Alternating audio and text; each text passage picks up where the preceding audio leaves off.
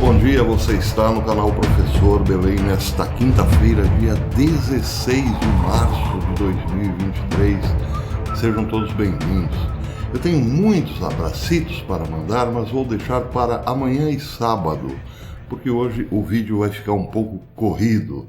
Eu estou aí atrás de tratamento dentário, declaração de imposto de renda, a situação está complicada aqui para o meu lado, então espero que os amigos compreendam. Eu vou fazer um vídeo relativamente rápido e fazer as coisas que eu preciso, já que entrei nesta aventura de melhorar a fachada, se é que me entendem. Eu acho muito difícil, mas minha esposa acredita que eu vou ficar bem mais bonito depois disso. Muito bem, ontem eu havia dito que a Arábia Saudita e o Irã, que são inimigos, estavam num acordo de paz patrocinado pela China. Hoje, matéria do Membre diz que, por várias razões, a Rússia acolheu o acordo mediado pela China, anunciado em 11 de março de 2023, entre o Reino da Arábia Saudita e a República Islâmica do Irã. O acordo prevê o reatamento das relações diplomáticas entre os dois estados e a reabertura das embaixadas e missões, no prazo de 2 meses a partir da assinatura do acordo. O documento também observou que Teherã e Riad afirmaram o respeito mútuo pela soberania e integridade territorial um do outro, bem como o compromisso de não interferir nos assuntos internos um do outro. Novidade nenhuma aqui. Alguém duvidaria que a Rússia não aplaudiria? Pois a Rússia pode ser também um dos articuladores deste novo acordo de paz, que significará uma nova configuração no Oriente Médio. Mas mais do que isso, está nitidamente claro aí que a Arábia Saudita, maior detentor de petróleo do mundo, está aos pouquinhos entrando naquilo que hoje nós chamamos de BRICS, mas que logo mais será outra coisa, evidentemente. Então, este novo bloco sendo formado, lenta, mas parece solidamente, fará frente ao bloco ocidental, claro, com muito dinheiro, já que a China tem muito dinheiro, muito ouro e títulos do Tesouro Norte-Americano e muito petróleo, sem falar em outros países que têm bastante reservas de minério e assim por diante. Se alguém duvida que a ideia do mundo unipolar será fácil, bem, um bloco lutará com o outro, evidentemente, em algum momento, para só depois, então, ser implantado o tal mundo unipolar. Só que nós ainda não sabemos se ele terá uma vertente ocidental e, digamos assim, disfarçadamente cristã, ou uma vertente oriental, disfarçadamente estatal e agnóstica, por assim dizer.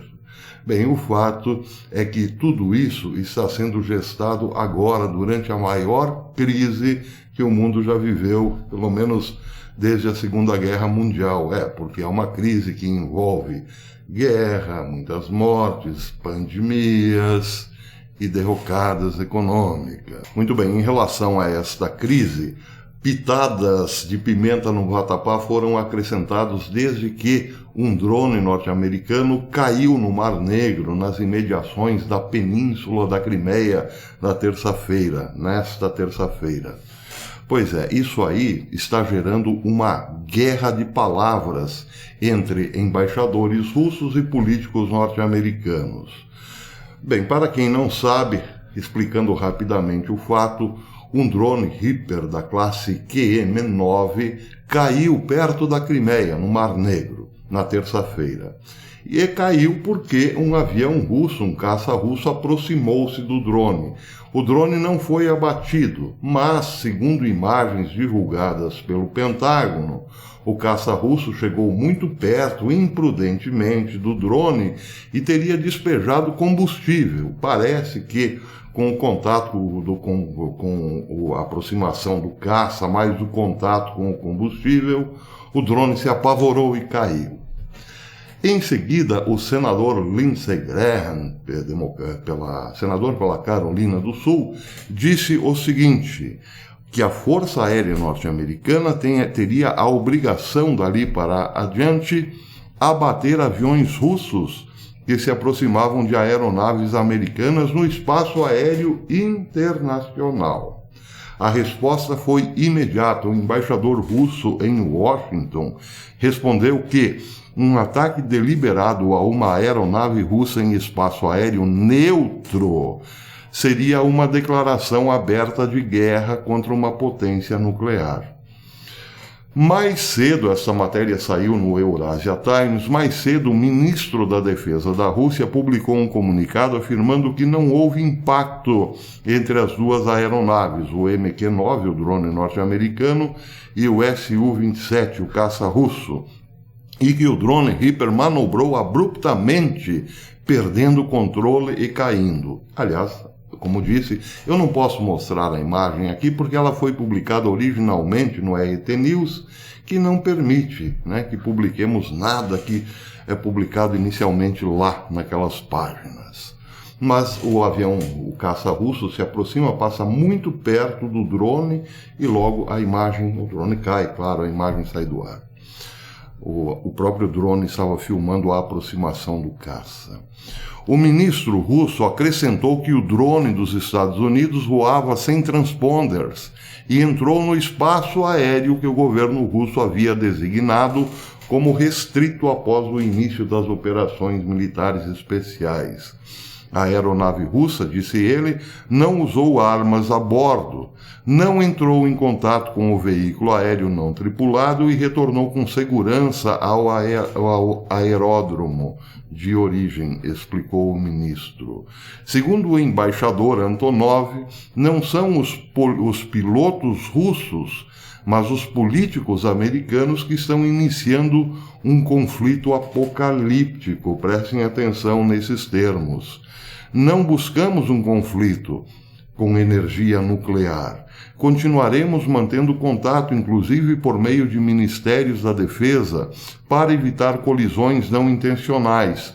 Gostaria que os políticos americanos tivessem a mesma atitude em relação às relações com a Rússia, enfatizou o embaixador. Ele foi bastante diplomático, mas não deixou de usar termos como conflito nuclear, ou também confronto apocalíptico. O que isso quer dizer? Quer dizer o seguinte: quando houver um conflito entre Rússia e Estados Unidos no ar, entre caças russos ou drones russos com drones americanos, seja lá como for, em área internacional, a Rússia encarará como uma declaração de guerra, como um ato de guerra, e responderá nuclearmente. É isso que está sendo colocado, inclusive, por Vladimir Putin já há vários meses. Num conflito direto, quando for caracterizado um conflito direto entre os dois países, a Rússia se reserva o direito de apertar o botão vermelho. É o que foi dito. Muito bem, eu amo dar notícias do Daily Mail. Amo replicar aqui as notícias publicadas pela grande mídia do Reino Unido, principalmente o Daily Mail, que tem muitos e muitos anos de história e bastante credibilidade. Por quê? Porque os checadores não tem muito o que fazer quando a notícia é dada pelo Daily Mail. É como contestar, por exemplo, uma notícia da Rede Globo. Se o Bonner disser que o mundo está uma maravilha, quem poderá, por tutatis, discordar, não é mesmo? Pois é. Então, o Daily Mail traz hoje uma matéria bem interessante sobre o Silicon Valley Bank. Ele diz: Tom King, de 63 anos, este senhor que vocês veem na tela com um belo cabelo, era o único membro do SVB com experiência em banco de investimento. Os outros eram grandes doadores de Obama e Clinton, incluindo um que chorou quando Trump perdeu em 2016. Bem, essa matéria também foi republicada ou replicada pelo Washington Post, que diz que esta que chorou é Kate Mitchell, uma mega doadora da campanha de Hillary Clinton, que chorou e depois foi para um santuário shintoísta para recarregar as baterias e ter uma inspiração espiritual para reagrupar forças e voltar à carga contra Donald Trump durante os 4 anos que ele esteve no poder. Segue o Daily Mail dizendo que o Conselho agora está sendo investigado por não ter agido antes do colapso do banco, já que alguns argumentam que o banco estava muito focado em ser acordado, ou seja, em estar de acordo com as políticas do governo, ou dos democratas, por assim dizer. Apenas um membro do conselho administrativo do Silicon Valley Bank teve uma carreira em banco de investimento, enquanto os outros eram grandes doadores democratas. Tom King, de 63 anos, foi nomeado para o conselho em setembro, depois de ter atuado anteriormente como CEO do banco de investimento do Barclays. Ele tem 35 anos de experiência em banco de investimento. Mas, contudo, porém, entretanto, ele é o único no conselho com uma carreira no setor financeiro, enquanto os outros são ex-funcionários do governo Obama. Um colaborador profícuo da ex-presidente da Câmara, Nancy Pelosi, e até mesmo um mega doador de Hillary Clinton, que é a senhora que eu citei, que chorou lá no santuário shintoísta quando Donald Trump venceu Hillary Clinton. O conselho agora está sendo investigado pelas autoridades federais, depois de ter falhado em impedir que o banco quebrasse, enquanto investia o dinheiro dos clientes em títulos e valores mobiliários do governo, com juros baixos e arriscados e assim por diante. Então é isso, o banco estava lá todo cheio de doadores acordados, pois é, aqueles que estavam lutando contra o malvadão Donald Trump, e agora estão aí envolvidos nesta... Bem, não posso falar muito sobre isso, porque já começou a censura àqueles que falam sobre a intranquilidade bancária nos Estados Unidos, pelo menos lá nos Estados Unidos. Esta matéria foi publicada hoje, sobre a nova censura que vem por aí, por Martin Armstrong. Ele disse o seguinte: as pessoas de dentro do sistema sabem quando um banco está falindo, como vimos no recente colapso do SVB. Por isso, o senador Mark Kelly, democrata do Arizona, perguntou ao Fed, ao Federal Reserve, ao Departamento do Tesouro dos Estados Unidos e à Federal Deposit and Insurance Corp, a FDIC, se seria possível censurar informações que poderiam levar a futuras corridas aos bancos. Kelly negou ter pedido isso, mas tem como acreditar, né? Ele pediu ao Tesouro Norte-Americano, ao FDIC e ao Fed como censurar as informações. Olha, o banco quebrou, mas você não pode falar que ele quebrou, ok? Porque isso pode gerar um mal-estar, uma intranquilidade nos correntistas que acabarão correndo para outros bancos que não têm nada a ver. Até aí tudo bem, tá certo, porque não se pode espalhar esse pânico. Eu vejo, por exemplo, o caso do Brasil. O Brasil tem um sistema bancário absolutamente diferente do americano, como muitos especialistas estão dizendo. Aqui a coisa é muito diferente. Os bancos aqui têm uma proteção muito maior, no sentido de não quebrarem, claro, os grandes principalmente. Então é outra situação completamente diferente. Mas se alguém começar a espalhar a notícia, olha, o banco tal pode quebrar, isso pode sim levar correntistas a sacarem os seus dinheiros, e o banco não terá como pagar todo mundo, não é mesmo? Porque o banco pega o seu depósito e investe parte dele em outras coisas. O dinheiro não está lá à disposição a qualquer momento do dia ou da noite. Claro que não. Assim é preciso mesmo ter muito cuidado. Agora, lá nos Estados Unidos, também é preciso ter cuidado com a censura, porque impedir lá que se fale do que está acontecendo, e já são 3 bancos aí que... é perigoso. Por quê? Porque lembra outros tipos de censura. Aliás, não sou eu que estou lembrando, é o próprio Martin Armstrong. Ele diz o seguinte: eles censuraram a mídia social para evitar que o público aprendesse a verdade sobre a Punch, as piadinhas e os mandatos que acompanhavam. Eles censuraram a mídia social para evitar que o público soubesse sobre o laptop de Hunter Biden antes que seu querido papai pudesse se instalar na Casa Branca.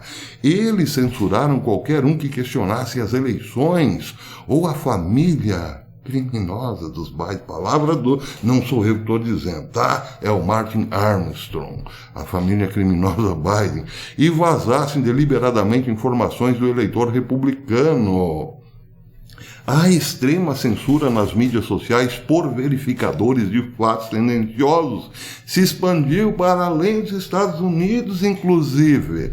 Portanto, não é surpresa que o governo queira censurar a desinformação agora em relação aos bancos tão... Pois é. Por falar em censura, a censura está tentando proteger um mundo artificial, não é mesmo? Claro que os checadores dirão, não, isso é mentira. Bem, o próprio Armstrong dá um exemplo de que sim, existem dois mundos. Aquele blindado pela elite política norte-americana e aquele no qual nós, pacatos cidadãos, vivemos. Veja o exemplo que ele próprio dá. O governo implementou bots nas mídias sociais para apoiar sua agenda. Elon Musk expôs o Twitter antes da aquisição. O Twitter admitiu, ao apresentar à Comissão de Valores Mobiliários dos Estados Unidos, que cerca de 5% dos seus 300 milhões de usuários eram, na verdade, contas falsas. Depois que Elon Musk começou a reprimir contas falsas, os membros do Partido Democrata viram quedas acentuadas de seguidores. O Twitter começou silenciosamente a reprimir os bots em abril de 22, e algumas das contas mais seguidas tiveram uma queda significativa no número de seguidores. O ex-presidente Barack Hussein Obama já deteve o recorde de ser o homem mais seguido no Twitter, com 131,7 milhões de seguidores. Depois que o algoritmo mudou, Obama perdeu 300 mil seguidores numa tacadinha muito rápida, instantaneamente. A cantora pop Katy Perry, a terceira conta mais seguida e uma democrata raiz, democrata declarada, perdeu 200 mil seguidores também numa tacada. E seus 108,8 milhões de seguidores, então o número despencou bastante. Metade dos 22,2 milhões de seguidores do presidente Joe Biden eram contas falsas. Com base na eleição presidencial dos Estados Unidos de 2020, Biden era, no momento, o presidente mais popular da história, depois de obter mais votos do que qualquer outro. Meu forte senso intuitivo é que ter uma plataforma pública que seja extremamente confiável e amplamente inclusiva é extremamente importante para o futuro da civilização, teria dito Biden. Pois é. Então é isso, né? Um mundo aqui e outro mundo ali. Como disse, eu estou com pressa. Até amanhã, se Deus quiser.